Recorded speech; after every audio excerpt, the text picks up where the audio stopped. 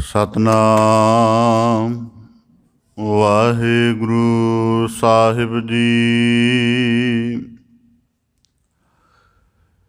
ਫਿਰਤ ਫਿਰਤ ਪ੍ਰਭ ਆਇਆ,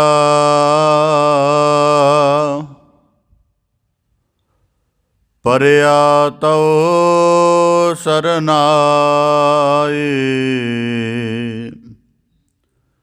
ਨਾਨਕ ਕੀ ਪ੍ਰਭ ਬੇਨਤੀ,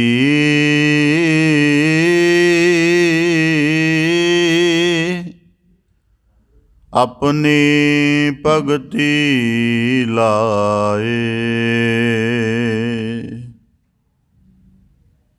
ਤੂੰ ਚਿਤ ਆਵਹਿ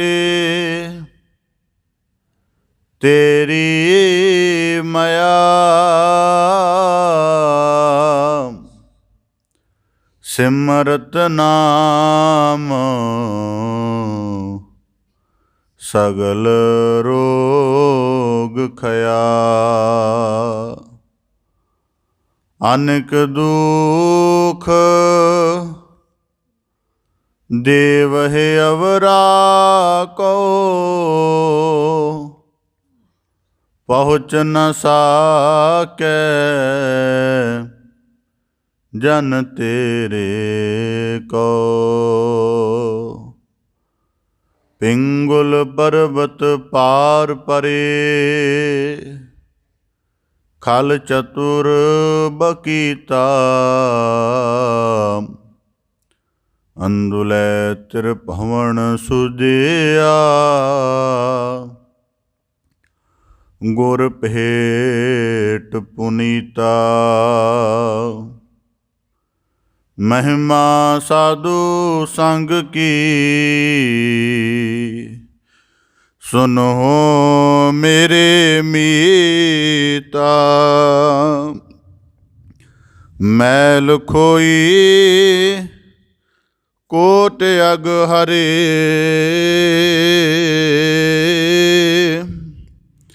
ਨਿਰਮਲ ਭਏ ਚੀਤਾ। ਕਬੀਰ ਏਕ ਕੜੀ ਆਦਿ ਕਰੀ, ਆਦਿ ਹੂੰ ਤੇ ਆਦ।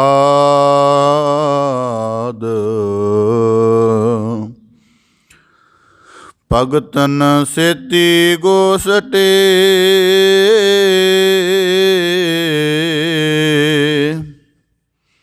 ਜੋ ਕੀਨੇ ਸੋ ਲਾਭ। ਬੇਸੁਮਾਰ ਅਥਾਹ ਅਗਨਤ ਤੋਲੇ, ਜੋ ਬੁਲਾਵਹੁ ਤਿਉ ਨਾਨਕ ਦਾਸ ਬੋਲੇ। ਸਤਨਾਮ ਵਾਹਿਗੁਰੂ ਸਾਹਿਬ ਜੀ। ਕਬੀਰ ਪਾਲਸ ਮੁਹਾ, ਸਰਵਰ ਭਰਾ। ਪੀ ਨਾ ਸਕੈ ਕੋਈ ਨੀਰ, ਭਾਗ ਬੜੇ ਤੈ ਪਾਇਓ। ਤੂੰ ਭਰ ਭਰ ਪੀਓ ਕਬੀਰ, ਭਾਗ ਬੜੇ ਤੈ ਪਾਇਓ। ਤੂੰ ਭਰ ਭਰ ਪੀਓ ਕਬੀਰ। ਵਾਹਿਗੁਰੂ ਜੀ ਕਾ ਖਾਲਸਾ, ਵਾਹਿਗੁਰੂ ਜੀ ਕੀ ਫਤਿਹ। ਧੰਨ ਧੰਨ ਸਤਿਗੁਰੂ ਗੁਰੂ ਗਰੀਬ ਨਿਵਾਜ ਪਤਿਤ ਪਾਵਨ ਭਗਤ ਵਛਲ ਕਿਰਪਾ ਨਿਧ ਸਤਿਗੁਰੂ ਸ੍ਰੀ ਗੁਰੂ ਗ੍ਰੰਥ ਸਾਹਿਬ ਜੀ ਦੀਨ ਦਇਆਲ ਪਾਤਸ਼ਾਹ, ਤਿਨਾਂ ਦੀ ਅਪਾਰ ਕਰੁਣਾ ਹੈ, ਅਥਾਹ ਮਿਹਰਮਤ ਹੈ, ਅਪਾਰ ਬਖਸ਼ਿਸ਼ ਹੈ। ਅਪਾਰ ਤਰਸ ਹੈ ਸਤਿਗੁਰੂ ਸ੍ਰੀ ਗੁਰੂ ਗ੍ਰੰਥ ਸਾਹਿਬ ਜੀ ਦਾ, ਜੋ ਸਾਨੂੰ ਸਭ ਨੂੰ ਆਪਣੀ ਮਿਹਰ ਭਰੀ, ਬਖਸ਼ਿਸ਼ ਭਰੀ, ਨਿਵਾਜਿਸ਼ ਭਰੀ ਨਦਰ ਕਰਕੇ ਆਪਣੀ ਪਾਵਨ ਪਵਿੱਤਰ ਹਜ਼ੂਰੀ ਚਰਨ ਸ਼ਰਨ ਦੇ ਅੰਦਰ ਸਾਨੂੰ ਸਤਸੰਗਤ ਰੂਪ ਵਿੱਚ ਜੁੜਨ ਦਾ, ਸਤਿਗੁਰੂ ਦੇ ਸ਼ਬਦ ਦੇ ਨਾਲ ਜੁੜ ਕੇ ਆਪਣੇ ਮਨੁੱਖਾ ਜਨਮ ਨੂੰ ਸਵਾਰਨ ਦਾ, ਸਤਿਗੁਰੂ ਕੇ ਦੱਸੇ ਜੀਵਨ ਜੁਗਤ ਦੀ ਪੂਰਨ ਮਰਯਾਦਾ ਨੂੰ ਨਿਭਾਉਂਦਿਆਂ ਆਪਣੇ ਆਤਮ ਸਰੂਪ ਨੂੰ ਦ੍ਰਿੜ ਕਰਕੇ ਜੀਵਨ ਮੁਕਤ ਅਭਿਆਸ ਕਮਾਉਣ ਦਾ ਮਹਾਂ ਅਵਸਰ ਬਖਸ਼ਿਸ਼ ਕਰਕੇ ਨਵਾਜ਼ਿਸ਼ ਕੀਤੀ ਹੈ ਜੀ। ਆਪ ਜੀ ਬੜੇ ਸੁਭਾਗਸ਼ਾਲੀ ਹੋ ਜੋ ਸਤਿਗੁਰੂ ਕੀ ਬਖਸ਼ਿਸ਼ ਨੂੰ ਗੁਰ ਹਜ਼ੂਰੀ ਵਿੱਚ ਜੁੜ ਬੈਠ ਕੇ ਮਾਨਣ ਦਾ ਯਤਨ ਕਰ ਰਹੇ ਹੋ ਜੀ। ਸਤਿਗੁਰੂ ਕੀ ਅਪਾਰ ਕਿਰਪਾ ਸਦਕਾ ਆਪ ਜੀ ਭਗਤ ਸਿਰਮੌਰ, ਭਗਤ ਕਬੀਰ ਸਾਹਿਬ ਜੀ, ਤਿਨਾਂ ਦੇ ਉਚਾਰਨ ਪਾਵਨ ਗਿਆਨ ਦੇ ਗੁਹਜ ਉਪਦੇਸ਼ ਸ਼ਲੋਕਾਂ ਦੀ ਲੜੀਵਾਰ ਵਿਆਖਿਆ ਸ਼ਰਵਣ ਕਰ ਰਹੇ ਹੋ ਜੀ। ਪਾਵਨ ਬਾਣੀ ਦੀ ਲੜੀਵਾਰ ਵਿਆਖਿਆ ਦੇ ਨਾਲ ਵਿਚਾਰ ਰੂਪ ਦੇ ਵਿੱਚ ਜੁੜਨ ਦਾ ਯਤਨ ਕਰੀਏ ਜੀ। ਵਿਚਾਰ ਪ੍ਰਾਰੰਭ ਕਰਨ ਤੋਂ ਪਹਿਲਾਂ ਬੜੇ ਅਦਬ ਸਹਿਤ ਉਚਾਰਨ ਕਰੋ ਜੀ। ਸਤਨਾਮ ਸ੍ਰੀ ਵਾਹਿਗੁਰੂ ਸਾਹਿਬ ਜੀ। ਕਬੀਰ ਪਾਲ ਸਮੂਹਾ ਸਰਵਰ ਭਰਾ, ਪੀ ਨਾ ਸਕੈ ਕੋਈ ਨੀਰ। ਭਗਤ ਸਾਹਿਬ ਭਗਤ ਕਬੀਰ ਸਾਹਿਬ ਜੀ ਲੜੀਵਾਰ ਸ਼ਲੋਕਾਂ ਦੇ ਅੰਤਰਗਤ ਸਾਨੂੰ ਇਸ ਤੋਂ ਪਹਿਲੇ 2 ਸ਼ਲੋਕਾਂ ਦੇ ਵਿੱਚ ਭਗਤ ਸਾਹਿਬ ਜੀ ਨੇ ਬਖਸ਼ਿਸ਼ ਕਰਕੇ ਗਿਆਨ ਰੂਪ ਉਪਦੇਸ਼ ਦੀ ਬਖਸ਼ਿਸ਼ ਕੀਤੀ ਸੀ ਕਿ ਮਨੁੱਖ ਨੂੰ ਅਗਰ ਆਪਣੇ ਜੀਵਨ ਦਾ ਅਧਿਆਤਮ ਮਨੋਰਥ ਕਮਾਉਣ ਦੇ ਲਈ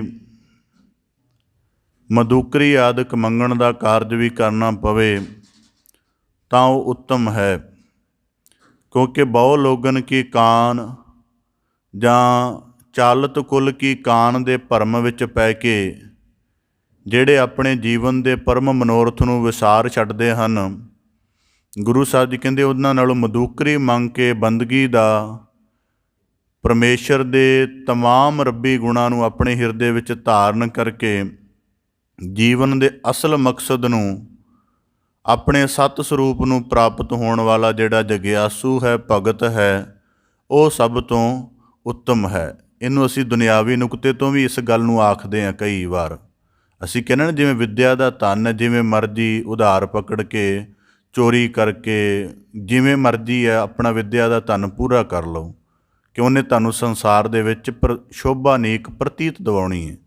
ਇੰਝ ਹੀ ਭਗਤ ਸਾਹਿਬ ਜੀ ਬਖਸ਼ਿਸ਼ ਕਰਦੇ ਹਨ ਕਿ ਅਧਿਆਤਮ ਦੇ ਲਈ ਅਗਰ ਮਦੂਕਰੀ ਮੰਗਣ ਵਰਗਾ ਕਾਰਜ ਵੀ ਕਰਨਾ ਪਵੇ ਤਾਂ ਕਰ ਸਕਦੇ ਹੋ, ਕਿਉਂਕਿ ਤੁਹਾਡੇ ਜੀਵਨ ਦਾ ਮਨੋਰਥ ਤੁਹਾਨੂੰ ਪ੍ਰਾਪਤ ਹੋ ਜਾਏਗਾ।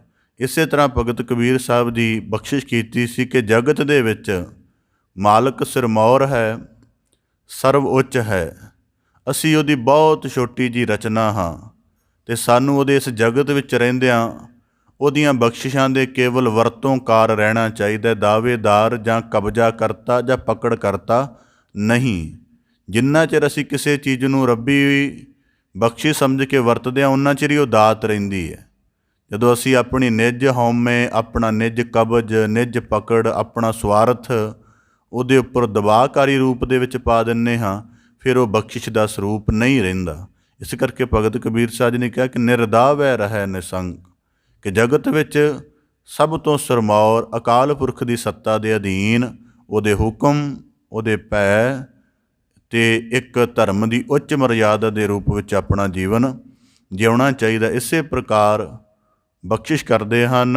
ਕਬੀਰ ਪਾਲ ਸਮੂਹਾ ਸਰਵਰ ਭਰਾ, ਪੀ ਨਾ ਸਕੈ ਕੋਈ ਨੀਰ। ਭਗਤ ਕਬੀਰ ਸਾਹਿਬ ਜੀ ਅੱਜ ਦੇ ਸ਼ਲੋਕ ਵਿੱਚ ਬੜਾ ਗੁਹਜ ਉਪਦੇਸ਼ ਬਖਸ਼ਿਸ਼ ਕਰਕੇ ਨਵਾਜ਼ਿਸ਼ ਕਰ ਰਹੇ ਹਨ। ਕਬੀਰ ਪਾਲ ਸਮੂਹਾ ਕਹਿੰਦੇ ਕਿ ਪਾਲਾਂ ਇੱਕ ਖਾਸ ਤਰ੍ਹਾਂ ਦੀਆਂ ਵੱਟਾਂ ਦਾ ਸਮੂਹ ਬਣਾ ਕੇ ਸਰੋਵਰ ਖੜਾ ਕੀਤਾ ਗਿਆ, ਸਰੋਵਰ ਖੋਦਿਆ ਗਿਆ ਹੈ ਔਰ ਭਰਿਆ ਪਿਆ ਹੈ, ਪਰ ਅਗਲੀ ਸਮੱਸਿਆ ਦੱਸਦੇ ਹਨ, ਪੀ ਨਾ ਸਕੈ ਕੋਈ ਨੀਰ। ਪਰ ਕਹਿੰਦੇ ਕਮਾਲ ਇਹ ਹੈ ਕਿ ਉਹਦੇ ਵਿੱਚੋਂ ਕੋਈ ਜਲ ਨਹੀਂ ਪੀ ਸਕਦਾ। ਪਰ ਅੱਗੇ ਜਾ ਕੇ ਉਹਦੀ ਉੱਤਮਤਾ ਦੱਸ ਰਹੇ ਹਨ, ਭਾਗ ਵੱਡੇ ਤੈ ਪਾਇਓ।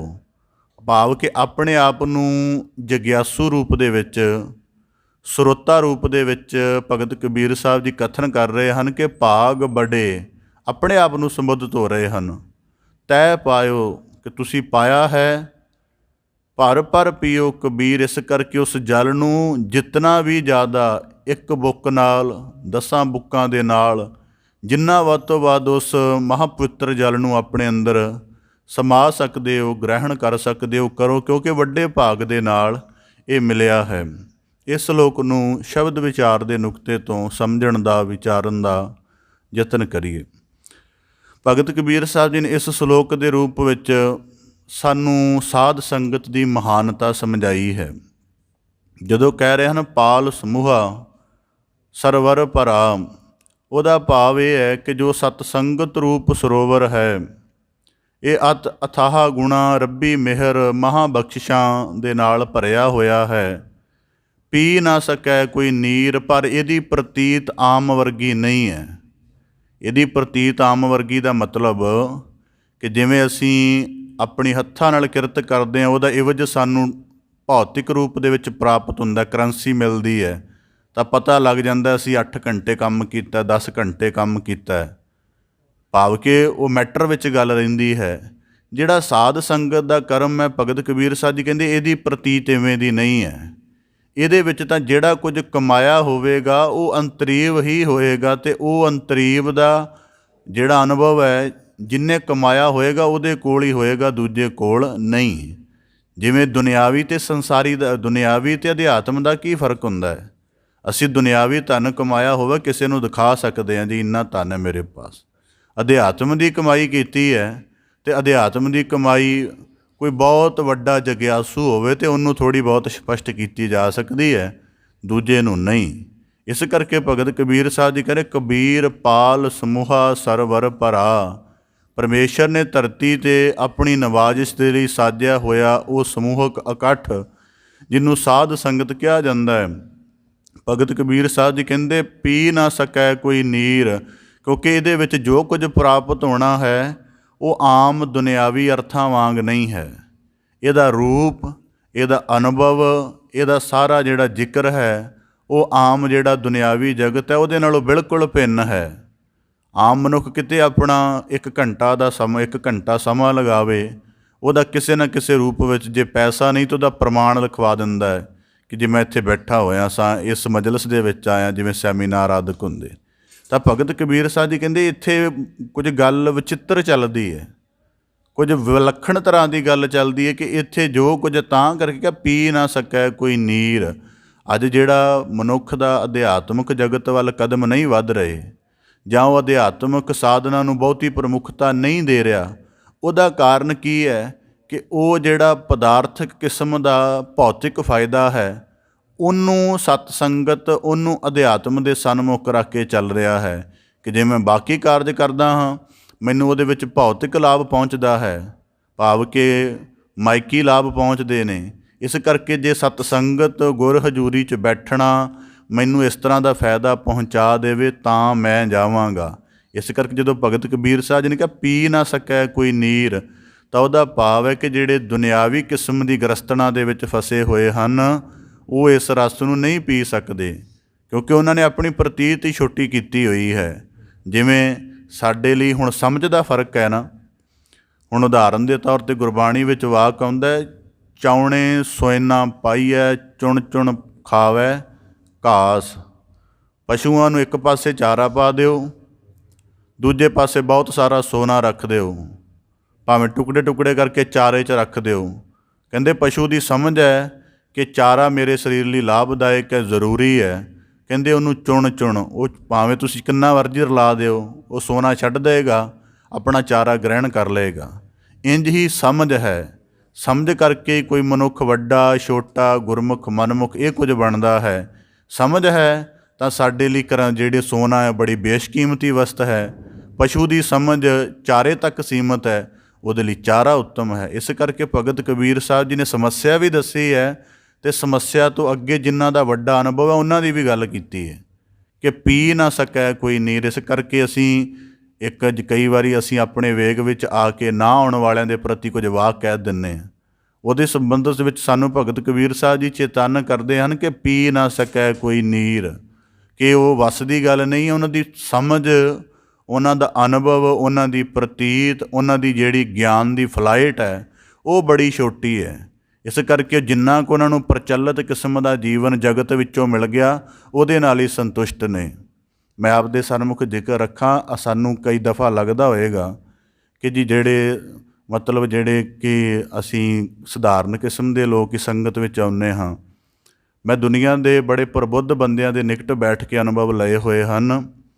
ਉਹ ਆਪਣੇ ਜੀਵਨ ਦੇ ਵਿੱਚ ਸਾਧ ਸੰਗਤ ਨੂੰ ਬੜੇ ਵੱਡੇ ਅਰਥਾਂ ਵਿੱਚ ਲੈਂਦੇ ਹਨ ਅਤੇ ਕਿਸੇ ਦਿਨ ਵੀ ਉਹਨਾਂ ਨੂੰ ਕਿ ਜਦੋਂ ਉਹਨਾਂ ਦੀਆਂ ਵੱਡੀਆਂ ਸਮੱਸਿਆਵਾਂ ਨੂੰ ਫਿਲਾਸਫੀ ਨਹੀਂ ਹੱਲ ਕਰਦੀ, ਉਹਨਾਂ ਦਾ ਅਨੁਭਵ ਨਹੀਂ ਹੱਲ ਕਰਦਾ, ਫਿਰ ਉਹ ਸੰਗਤ ਵਿੱਚ ਬੈਠ ਕੇ ਆਪਣੀਆਂ ਸਾਰੀਆਂ ਵੱਡੀਆਂ ਸਮੱਸਿਆਵਾਂ ਨੂੰ, ਜਿਵੇਂ ਡਾਕਟਰ ਮੁਹੰਮਦ ਇਕਬਾਲ ਦੀ ਸਮੱਸਿਆ ਸੀ ਕਿ ਉਹ ਟਾਈਮ ਅਤੇ ਸਪੇਸ ਵਿੱਚ ਰਹਿਣਾ ਆਪਣੇ ਆਪ ਨੂੰ ਬੜਾ ਮੁਸ਼ਕਲ ਮੰਨਦਾ ਸੀ।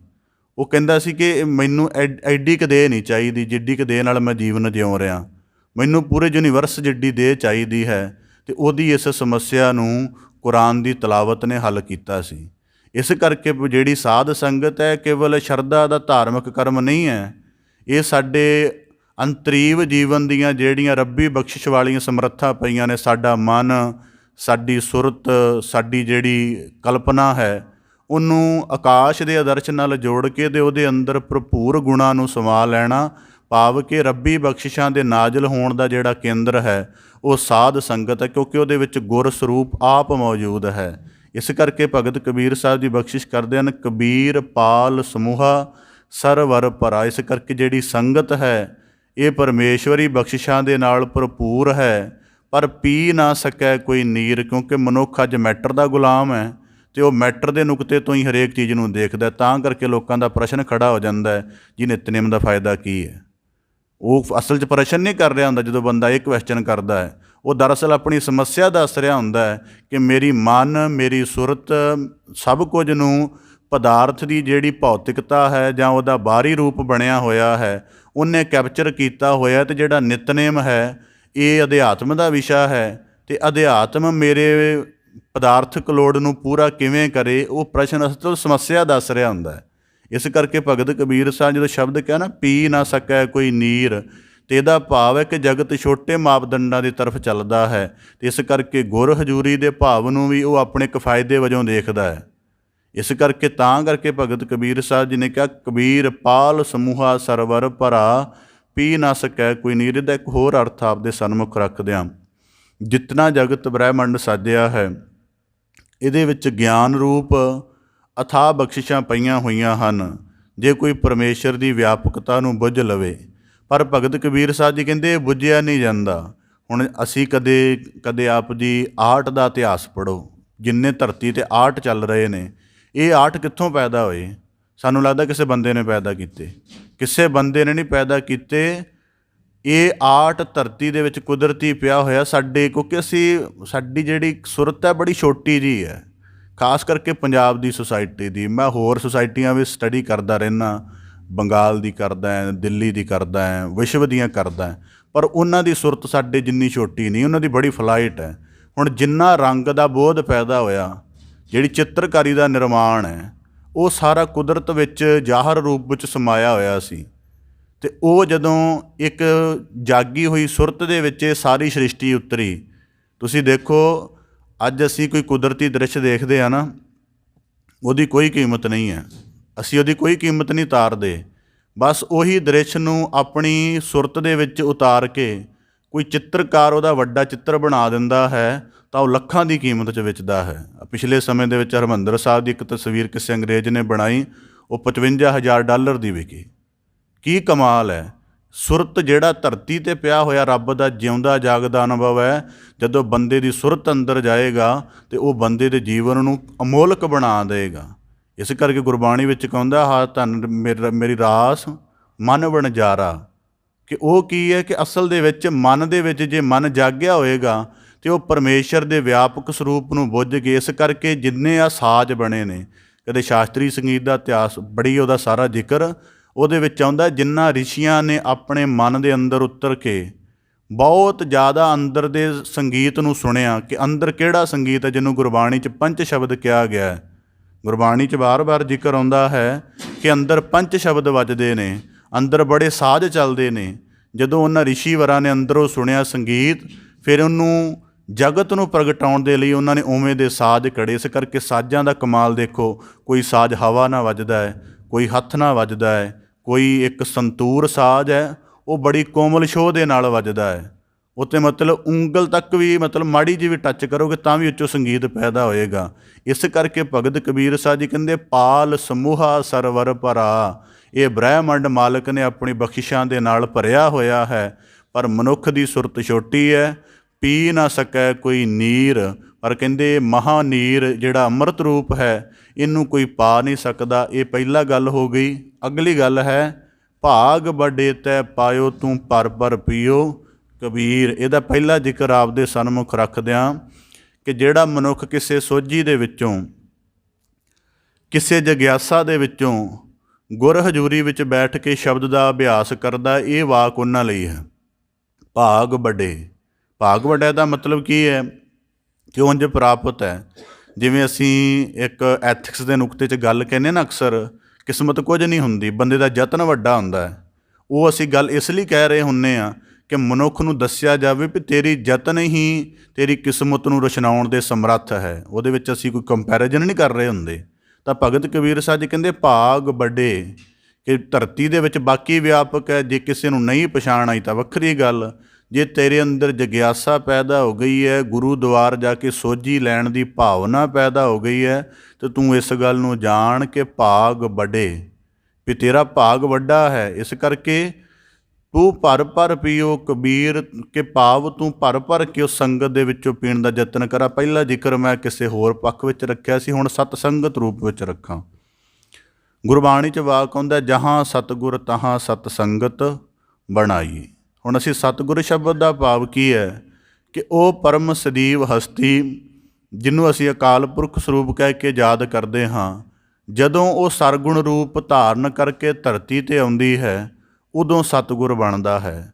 ਕਿ ਭਾਵੇਂ ਕਿਉਂਕਿ ਦੇਹ ਲਿਮਟ 'ਚ ਆ ਗਈ ਹੈ, ਦੇਹ ਖਤਮ ਹੋਏਗੀ, ਦੇਹ ਕਾਲ ਦੇ ਅਧੀਨ ਹੈ, ਪਰ ਜਿਹੜਾ ਸਤਿਗੁਰ ਸ਼ਬਦ ਕਹਿਣਾ ਉਹਦਾ ਭਾਵ ਹੈ ਕਿ ਗੁਰੂ ਆਪਣੇ ਪਰਮ ਸਰੂਪ ਨੂੰ ਤੁਹਾਡੇ ਸਾਹਮਣੇ ਦੇਹ ਵਿੱਚ ਲੈ ਕੇ ਆਇਆ, ਕਿਉਂਕਿ ਸਾਡੀ ਸੁਰਤ ਓਡੀ ਉੱਚੀ ਨਹੀਂ ਹੈ। ਇਸ ਕਰਕੇ ਓਸ਼ੋ ਰਜਨੀਸ਼ ਨੇ ਇੱਕ ਜਗ੍ਹਾ ਇਹ ਗੱਲ ਬੜੀ ਸਪਸ਼ਟ ਕੀਤੀ ਹੈ ਕਿ ਜਿਹੜੇ ਅਕਾਲ ਪੁਰਖ ਨੂੰ ਅਵਤਾਰ ਜਾਂ ਵੱਡੇ ਰਹਿਬਰਾਂ ਦੁਆਰਾ ਧਰਤੀ 'ਤੇ ਸਰੀਰ ਰੂਪ ਕਿਉਂ ਧਾਰਨ ਕਰਨਾ ਪੈਂਦਾ ਹੈ, ਕਿਉਂਕਿ ਕਹਿੰਦੇ ਮਨੁੱਖ ਦੀ ਸੁਰਤ ਬੜੀ ਛੋਟੀ ਹੈ। ਇਸ ਕਰਕੇ ਪਰਮੇਸ਼ਰ ਆਪਣੇ ਆਪ ਨੂੰ ਕਿਸੇ ਲਿਮਟ ਵਿੱਚ ਲਿਆਉਂਦਾ ਹੈ, ਸਰੀਰ ਦੀ ਲਿਮਟ ਵਿੱਚ ਲਿਆਉਂਦਾ ਤਾਂ ਕਿ ਸਾਡੇ ਨਾਲ ਸਿੱਧਾ ਸੰਪਰਕ ਬਣਾ ਸਕੇ। ਅਸੀਂ ਅੱਜ ਤੱਕ ਨਹੀਂ ਬਣਾ ਸਕਦੇ। ਕਿੱਡੀ ਕੁ ਸਾਡੀ ਸੁਰਤ ਉੱਚੀ ਹੈ। ਸਾਨੂੰ ਤਾਂ ਗੁਰ ਹਜ਼ੂਰੀ ਦਾ ਅਭਿਆਸ ਕਰਨਾ ਹੋਵੇ ਤਾਂ ਗੁਰਦੁਆਰ ਆਉਣਾ ਪੈਂਦਾ ਹੈ। ਸਾਡੀ ਕਲਪਨਾ, ਸਾਡਾ ਅਹਿਸਾਸ, ਸਾਡੀ ਚਿੰਤਨ ਐਡਾ ਵੱਡਾ ਨਹੀਂ ਹੈ ਕਿ ਅਸੀਂ ਕਿਸੇ ਜਗ੍ਹਾ ਕਿਤੇ ਗਲੀ ਵਿੱਚ ਬਹਿ ਜਾਈਏ ਅਤੇ ਉੱਥੇ ਹੀ ਆਪਣੇ ਅਧਿਆਤਮਿਕ ਜ਼ੋਰ ਦੇ ਨਾਲ ਸਤ ਸੰਗਤ ਕਾਇਮ ਕਰ ਦਈਏ। ਸਾਡੇ ਕੋਲ ਨਹੀਂ ਹੈ। ਗੁਰੂ ਨਾਨਕ ਸਾਹਿਬ ਨੂੰ ਅਸੀਂ ਸਤਿਗੁਰ ਭਾਈ ਗੁਰਦਾਸ ਸਾਹਿਬ ਜੀ ਨੇ ਆਖਿਆ ਕਿ ਗੁਰਬਾਣੀ ਵਿੱਚ ਭਾਈ ਗੁਰਦਾਸ ਸਾਹਿਬ ਜੀ ਦੇ ਵਾਕ ਆਉਂਦੇ ਹਨ ਕਿ ਜਿੱਥੇ ਬਾਬਾ ਪੈਰ ਧਰੇ ਪੂਜਾ ਆਸਣ ਥਾਪਣ ਸੋਆ। ਉਹਦਾ ਭਾਵ ਕੀ ਹੈ ਕਿ ਗੁਰੂ ਨਾਨਕ ਸਾਹਿਬ ਕੋਲੋਂ ਉਹ ਸਤਿਗੁਰੂ ਹੋਣ ਕਰਕੇ ਬੰਦਗੀ ਦਾ, ਗਿਆਨ ਦਾ, ਦਇਆ ਦਾ, ਪਰਮੇਸ਼ਰ ਦੀਆਂ ਸਾਰੀਆਂ ਬਖਸ਼ਿਸ਼ਾਂ ਦਾ ਜ਼ੋਰ ਗੁਰੂ ਨਾਨਕ ਸਾਹਿਬ ਕੋਲ ਹੈ, ਅਤੇ ਜਿੱਥੇ ਉਹ ਬਹਿ ਜਾਣਗੇ ਉੱਥੇ ਉਹ ਪਰਮੇਸ਼ਰ ਦੀ ਪੂਜਾ ਦਾ ਮੁਕਾਮ ਸਿਰਜ ਦੇਣਗੇ। ਦੇਖੋ ਸਿੱਧਾ ਨਾਲ ਸੰਵਾਦ ਹੁੰਦਾ ਹੈ। ਗੁਰੂ ਨਾਨਕ ਸਾਹਿਬ ਗਿਆਨ ਦੀ ਬਖਸ਼ਿਸ਼ ਉਤਾਰਦੇ ਨੇ। ਭਾਈ ਲਾਲੋ ਵਰਗੇ ਜਿਹੜੇ ਦੱਬੇ ਕੁਚਲੇ ਕਿਰਤੀ ਹਨ ਉਹਨਾਂ 'ਤੇ ਪਰਮੇਸ਼ਰ ਦੀ ਦਇਆ ਮਿਹਰ ਉਤਾਰਦੇ ਹਨ। ਕਰਤਾ ਪੁਰਖ ਵਾਲੀ ਕਿ ਇੱਕ ਪਰਮ ਕਰਤਾ ਹੈ, ਇੱਕ ਇਹ ਕਰਤਾ ਹੈ। ਇਸ ਕਰਕੇ ਭਗਤ ਕਬੀਰ ਸਾਹਿਬ ਜੀ ਕਹਿੰਦੇ, ਭਾਗ ਵੱਡੇ ਤੈ ਪਾਇਓ ਤੂੰ ਭਰ ਭਰ ਪੀਓ ਕਬੀਰ, ਕਿ ਜਿਹੜੀ ਗੁਰ ਹਜ਼ੂਰੀ ਦੇ ਵਿੱਚ ਜੁੜੀ ਹੋਈ ਸਤ ਸੰਗਤ ਹੈ, ਭਗਤ ਕਬੀਰ ਸਾਹਿਬ ਜੀ ਕਹਿੰਦੇ ਬੜੇ ਗੁਣਾਂ ਦੀ ਖਾਨ ਹੈ। ਇਸ ਕਰਕੇ ਜੇ ਤੁਹਾਨੂੰ ਇਹਦੇ ਵਿੱਚ ਜੁੜਨ ਦਾ ਮੌਕਾ ਮਿਲ ਰਿਹਾ, ਭਾਈ ਨੰਦ ਲਾਲ ਜੀ ਆਖਦੇ ਹਨ, ਆਹ ਹਜੂਮੇ ਵੱਧ ਕੇ ਜ਼ਿੰਦਗੀ ਔਸਤ, ਭਾਵ ਕਿ ਜ਼ਿੰਦਗੀ ਦਾ ਅਸਲ ਮਕਸਦ, ਅਸਲ ਜਿਹੜੀ ਰਮਜ ਹੈ ਉਹ ਤੈਨੂੰ ਸਾਧ ਸੰਗਤ 'ਚੋਂ ਮਿਲਣੀ ਹੈ, ਕਿਤੋਂ ਹੋਰੋਂ ਨਹੀਂ ਮਿਲਣੀ। ਇਸ ਕਰਕੇ ਭਗਤ ਕਬੀਰ ਸਾਹਿਬ ਜੀ ਕਹਿੰਦੇ ਤੂੰ ਭਰ ਭਰ ਪੀਓ ਕਬੀਰ। ਜਿਹੜੀ ਅਸੀਂ ਗੁਰਬਾਣੀ ਵਿਆਖਿਆ, ਕੱਲ੍ਹ ਕਿਸੇ ਨੇ ਕਹਿੰਦੇ ਕਿ ਤੁਸੀਂ ਅਕਸਰ ਪੈਟਰਨ ਦੀ ਗੱਲ ਕਰਦੇ ਹੋ, ਉਹ ਗੁਰਬਾਣੀ ਵਿਆਖਿਆ 'ਚ ਸਾਨੂੰ ਕਿਵੇਂ ਪਤਾ ਲੱਗੇ ਕੀ ਪੈਟਰਨ ਹੈ? ਮੈਂ ਕਿਹਾ ਜੀ ਉਹ ਸਰਲ ਇਵੇਂ ਹੈ ਕਿ ਜਿਵੇਂ ਵਾਕ ਹੋਣੇ ਆ, ਵਾਕ ਅਸੀਂ ਪੜ੍ਹ ਰਹੇ ਹਾਂ ਕਿ ਭਾਗ ਵੱਡੇ ਤੈ ਪਾਇਓ। ਇਹਦਾ ਮਤਲਬ ਤੁਹਾਨੂੰ ਅਹਿਸਾਸ ਕਰਾਇਆ ਜਾ ਰਿਹਾ ਵੀ ਤੁਸੀਂ ਜਿਹੜਾ ਇੱਥੇ ਆ ਕੇ ਬੈਠੇ ਹੋ ਕੋਈ ਆਮ ਗੱਲ ਨਹੀਂ ਹੈ। ਇਹ ਜਾਂ ਤੁਹਾਡੀ ਇਕੱਲਾ ਸ਼ਰਧਾ ਦਾ ਕਰਮ ਨਹੀਂ ਵੀ ਅਸੀਂ ਦਿਨ ਆਰੰਭ ਕਰਨਾ ਸੀ ਤੇ ਚਲੋ ਗੁਰੂ ਘਰ ਆਈਏ, ਇੰਨਾ ਕੁ ਨਹੀਂ ਇਹਦਾ ਅਰਥ। ਤੁਹਾਡੀ ਉੱਤਮ ਹੈ, ਤੁਹਾਡੇ ਜੀਵਨ ਦੀ ਕੋਈ ਪੂਰਬਲੀ ਉੱਤਮ ਕਮਾਈ ਦਾ ਲੱਛਣ ਹੈ ਕਿ ਤੁਸੀਂ ਇਸ ਸਮੇਂ ਦੇ ਵਿੱਚ ਗੁਰ ਹਜ਼ੂਰੀ ਵਿੱਚ ਬੈਠੇ ਹੋ। ਇਸ ਕਰਕੇ ਭਾਗ ਵੱਡੇ ਤੈਅ ਪਾਇਓ, ਇੰਨੀ ਕੁ ਪੰਕਤੀ ਸਾਨੂੰ ਅਧਿਆਤਮ ਦਾ ਉੱਚ ਅਹਿਸਾਸ ਕਰਾ ਰਹੀ ਹੈ। ਅਤੇ ਅੱਗੇ ਤੂੰ ਭਰ ਭਰ ਪੀਓ ਕਬੀਰ, ਸਾਨੂੰ ਉਸ ਸ਼ੁਭ ਯਤਨ ਦੇ ਲਈ ਭਗਤ ਕਬੀਰ ਸਾਹਿਬ ਜੀ ਪ੍ਰੇਰਨਾ ਕਰ ਰਹੇ ਹਨ। ਹੁਣ ਸਾਧ ਸੰਗਤ ਉੱਤਮ ਗੁਣਾਂ ਦਾ ਸਰੋਵਰ ਕਿਵੇਂ ਹੁੰਦੀ ਹੈ, ਨੁਕਤਾ ਆਪਦੇ ਸਨਮੁਖ ਰੱਖਦਿਆਂ। ਇਸ ਕਰਕੇ ਇਹਨੂੰ ਸਮਝ ਲੈਣਾ, ਥੋੜ੍ਹਾ ਨੁਕਤਾ ਨਿਗਾਹ 'ਤੇ ਧਿਆਨ ਰੱਖਣਾ ਕਿ ਸਾਧ ਸੰਗਤ ਉੱਤਮ ਗੁਣਾਂ ਦਾ ਸਰੋਵਰ ਕਿਵੇਂ ਹੁੰਦੀ ਹੈ। ਸਭ ਤੋਂ ਪਹਿਲਾਂ ਅਸੀਂ ਸ਼ਬਦ ਵਰਤਦੇ ਹਾਂ ਸਤ ਸੰਗਤ, ਇੱਕ ਸ਼ਬਦ ਵਰਤਦੇ ਹਾਂ। ਉਹਦਾ ਭਾਵ ਇਹ ਹੈ ਕਿ ਜਦੋਂ ਅਸੀਂ ਜਗਤ ਵਿੱਚ ਵਿਚਰਦੇ ਹਾਂ ਜਾਂ ਕਾਲ ਦੀ ਮਾਰ ਹੇਠ ਵਿਚਰਦੇ ਹਾਂ, ਤਾਂ ਕਾਲ ਦੀ ਮਾਰ ਹੇਠ ਕੀ ਹੈ, ਸਾਨੂੰ ਜੋ ਕੁਝ ਸਾਹਮਣੇ ਸਮਝ ਆਉਂਦਾ ਹੈ। ਇੱਕ ਜਨਮ ਹੈ, ਇੱਕ ਮਰਨ ਹੈ, ਦੁੱਖ ਹੈ, ਸੁੱਖ ਹੈ, ਉਸਤਤ ਹੈ, ਨਿੰਦਾ ਹੈ, ਇਹ ਸਾਰਾ ਕੁਝ ਹੈ। ਅਤੇ ਜਦੋਂ ਮਨੁੱਖ ਇਹਨਾਂ ਸਾਰੀਆਂ ਸਥਿਤੀਆਂ ਵਿੱਚ ਵਿਚਰਦਾ ਹੈ ਅਤੇ ਫਿਰ ਉਹਦੇ ਅੰਦਰ ਇੱਕ ਪ੍ਰਸ਼ਨ ਹੁੰਦਾ ਹੈ ਕਿ ਇਹ ਸਾਰੀਆਂ ਸਥਿਤੀਆਂ ਤਾਂ ਆਰੰਭ ਵਾਲੀਆਂ ਹਨ, ਸਮਾਪਤੀ ਵਾਲੀਆਂ ਹਨ, ਅਤੇ ਜਿਸ ਅਕਾਲ ਪੁਰਖ ਤੋਂ ਸਾਨੂੰ ਪੈਦਾ ਹੋਏ ਕਿਹਾ ਜਾਂਦਾ ਫਿਰ ਉਹ ਕਿੱਥੇ ਹੈ? ਅਸੀਂ ਸਾਰੇ ਕਹਿੰਦੇ ਅਸੀਂ ਰੱਬ ਦੀ ਸੰਤਾਨ ਹਾਂ ਜਾਂ ਪਰਮੇਸ਼ਰ ਦਾ ਸਾਜੀ ਹੋਈ ਰਚਨਾ ਹਾਂ, ਕਰਤਾ ਪੁਰਖ ਸਾਡੇ ਅੰਦਰ ਹੈ, ਉਹ ਕਰਤੇ ਪੁਰਖ ਦੀ ਅਸੀਂ ਰਚਨਾ ਹਾਂ। ਫਿਰ ਮਨੁੱਖ ਦਾ ਪ੍ਰਸ਼ਨ ਜਾਗਦਾ ਕਿ ਜੰਮਿਆ, ਪੰਜਾਂ ਤੱਤਾਂ ਦੀ ਖੇਡ ਬਣੀ ਅਤੇ ਜਨਮ ਹੋ ਗਿਆ, ਪੰਜਾਂ ਤੱਤਾਂ ਦੀ ਦੇਹ ਬਿਨਸ ਗਈ ਅਤੇ ਮਰਨ ਹੋ ਗਿਆ। ਫਿਰ ਸੱਚ ਕੀ ਹੈ? ਜਿਹਨੂੰ ਆਦਿ ਸੱਚ, ਜੁਗਾਦ, ਸਾਰਾ ਕੁਝ ਸੱਚ ਕਿਹਾ, ਉਹ ਫਿਰ ਉਹ ਕੀ ਹੈ? ਇਸ ਗੱਲ ਦਾ ਜਿਹਦੇ ਅੰਦਰ ਪ੍ਰਸ਼ਨ ਜਾਗਦਾ ਹੈ, ਜਦੋਂ ਉਹ ਗੁਰ ਹਜ਼ੂਰੀ ਵਿੱਚ ਆਉਂਦਾ ਅਤੇ ਇਹੋ ਜਿਹੇ ਪ੍ਰਸ਼ਨ ਨੂੰ ਲੈ ਕੇ ਆਏ ਹੋਏ ਬੰਦੇ ਦੇ ਲਈ ਆਹ ਜਿਹੜੀ ਥਾਂ ਹੈ ਇਹ ਸਤ ਸੰਗਤ ਹੈ। ਕਿ ਮੇਰੇ ਜੀਵਨ ਦਾ ਸੱਚ ਕੀ ਹੈ? ਕਿ ਆਹ ਤਾਂ ਮਿਟ ਜਾਣਾ ਸਰੀਰ, ਅਤੇ ਫਿਰ ਜਿਹੜੀ ਮੇਰੀ ਪ੍ਰਤਿਭਾ ਸੰਪਦਾ ਹੈ ਸਾਰੀ ਕੁਝ ਉਹ ਇੱਥੇ ਰਹਿ ਜਾਣੀ ਹੈ। ਮੇਰਾ ਅਸਲ ਸੱਚ ਕੀ ਹੈ, ਜਿਹਨੂੰ ਅਸੀਂ ਤੁਰਥ ਕਹਿੰਦੇ ਹਾਂ। ਕਈ ਬੰਦੇ ਬਹੁਤ ਜ਼ਿਆਦਾ ਮੈਂ ਸੱਚ ਬੋਲਦਾ, ਉਹਨੂੰ ਕਈ ਵਾਰੀ ਹੈਰਾਨਗੀ ਹੁੰਦੀ ਹੈ ਕਿ ਇੱਕ ਵਾਕ ਨਹੀਂ ਤੁਸੀਂ ਸੱਚ ਬਾਰੇ ਜਾਣਦੇ, ਤਾਂ ਦਾਅਵਾ ਤੁਹਾਡਾ ਐਡਾ ਵੱਡਾ ਹੈ। ਇਸ ਕਰਕੇ ਜਿਹੜਾ ਇਸ ਸੱਚ ਦੀ ਤਲਾਸ਼ ਵਿੱਚ ਹੈ ਕਿ ਮੈਨੂੰ ਆਪਣਾ ਅਸਲ ਚਾਹੀਦਾ ਹੈ, ਇਸ ਕਰਕੇ ਜਿਹੜੀ ਸਾਧ ਸੰਗਤ ਹੈ ਉਹ ਆਮ ਮਨੁੱਖਾਂ ਦਾ ਇਕੱਠ ਨਹੀਂ ਹੈ, ਇਹ ਟੈਨਸ਼ਨ ਵਾਲੇ ਬੰਦਿਆਂ ਦੀ ਇਕੱਠ ਹੈ। ਕਿ ਕਿਵੇਂ ਇਹਨੂੰ ਸਰਲ ਕਹਿਣਾ ਹੋਵੇ ਕਿ ਕਿਸੇ ਬੰਦੇ ਨੇ ਆਪਣੇ ਆਰਟ ਦੀ ਬੜੀ ਸਾਧਨਾ ਕੀਤੀ ਹੈ, ਚਿੱਤਰਕਾਰੀ ਦੀ ਜਾਂ ਹੋਰ ਬੜੀਆਂ, ਪਰ ਇੱਕ ਸਮੇਂ 'ਤੇ ਆ ਕੇ ਉਹਦੀ ਆਰਟ ਦਾ ਸਿਖਰ ਬਣ ਗਿਆ ਅਤੇ ਆਰਟ ਦਾ ਅੱਗੇ ਕੁਝ ਡਿਵੈਲਪ ਨਹੀਂ ਹੋ ਰਿਹਾ, ਉਹਦੀ ਸੁਰਤ ਕਿਤੇ ਜਾ ਕੇ ਖੜ੍ਹ ਗਈ ਹੈ ਅਤੇ ਇਸ ਕਰਕੇ ਉਹਨੂੰ ਲੱਗਣ ਡਿਆ ਵੀ ਅੱਗੇ ਵੀ ਕੁਝ ਹੈ। ਫਿਰ ਅਗਲੀ ਜਿਹੜੀ ਰਮਜ ਹੈ ਉਹ ਉਹਨੂੰ ਗੁਰ ਹਜ਼ੂਰੀ ਦੇ ਵਿੱਚ ਆ ਕੇ ਨਿਵਾਜਿਸ਼ ਮਿਲਦੀ ਹੈ। ਜਿਹੜਾ ਗਿਆਨ ਦੀ ਸਾਧਨਾ ਕਰਨ ਵਾਲਾ ਬੰਦਾ ਉਹਨੇ ਹਰੇਕ ਚੀਜ਼ ਨੂੰ ਗਿਆਨ ਦੇ ਨੁਕਤੇ ਤੋਂ ਪਰਖ ਲਿਆ ਹੈ, ਪਰ ਇੱਕ ਪੱਧਰ 'ਤੇ ਜਾ ਕੇ ਉਹਦੀ ਜ਼ਿੰਦਗੀ ਜਿਹੜੀ ਸਟੈਗਨੇਸ਼ਨ ਵਿੱਚ ਚਲੀ ਜਾਂਦੀ ਹੈ, ਉਹਨੂੰ ਵੀ ਗੁਰੂ ਨੇ ਨਿਵਾਜਿਸ਼ ਕਰਨੀ ਹੈ। ਇਸ ਕਰਕੇ ਸਾਧ ਸੰਗਤ ਜਿਹੜੀ ਹੈ ਉਹ ਆਮ ਇਕੱਠ ਨਹੀਂ ਹੈ। ਇਹ ਧਰਤੀ 'ਤੇ ਜਿੰਨੇ ਬੰਦਿਆਂ ਦੀ ਕੁਐਸਟ ਚੱਲ ਰਹੀ ਹੈ ਉਹਨਾਂ ਸਾਰਿਆਂ ਨੂੰ ਨਿਵਾਜਿਸ਼ ਕਰਨ ਵਾਲਾ ਥਾਂ ਹੈ। ਅਤੇ ਅੱਜ ਸਾਡੀ ਸਮੱਸਿਆ, ਅਸੀਂ ਸਾਧ ਸੰਗਤ ਦੇ ਕਿਸੇ ਕਰਮ ਨੂੰ ਨਹੀਂ ਪੂਰਾ ਕਰ ਰਹੇ। ਨਾ ਸਾਡੇ ਸਰੋਤਿਆਂ ਦੀ ਫਲਾਈਟ ਉੱਚੀ ਹੋ ਰਹੀ ਹੈ, ਅਸੀਂ ਉਹ ਮਨ ਦੇ ਵੇਰਵਿਆਂ 'ਚ ਹੀ ਬੋਲੀ ਜਾ ਰਹੇ ਹਾਂ।